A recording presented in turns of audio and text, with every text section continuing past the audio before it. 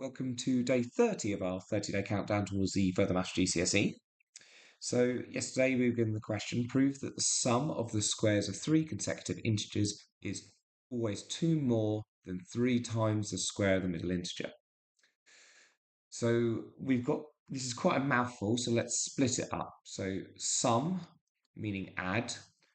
We've got 3 consecutive integers, so we've got n plus 1, and we've got n plus 2. And we're squaring these 3 things. So let's deal with this first line. So first line, we want to prove that the sum of the squares, so we're going to square each one, and if we're summing them, we're adding them up.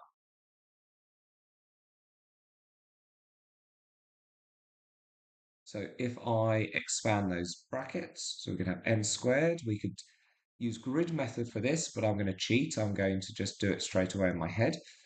So we've got 2n plus 1 for the middle bit, and then we've got n squared plus 4n plus 4, the last one. So if we simplify that, it's going to be 3n squared plus 6n plus 5. Now we need to somehow make it look like this the second line here.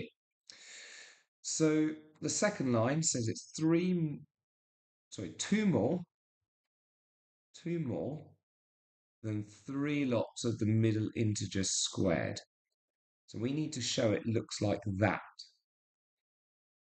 So what I'm going to do first is I'm going to separate out the 2 away from this. So we see here, we needed that 2 at the front or behind it. So I'm going to separate that 2 away from it. Now I'm going to focus on this bit here.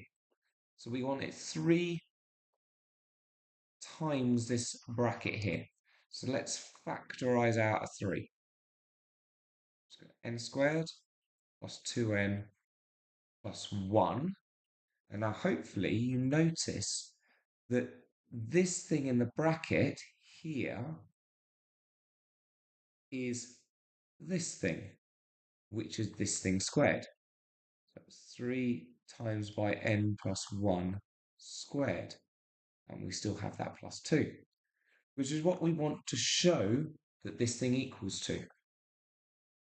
So we've kind of come to the end of our proof, QED. And finally, the last question of our 30-day countdown. The centre of a circular graph is 2 minus 3 with a radius of 5. State the equation of the graph.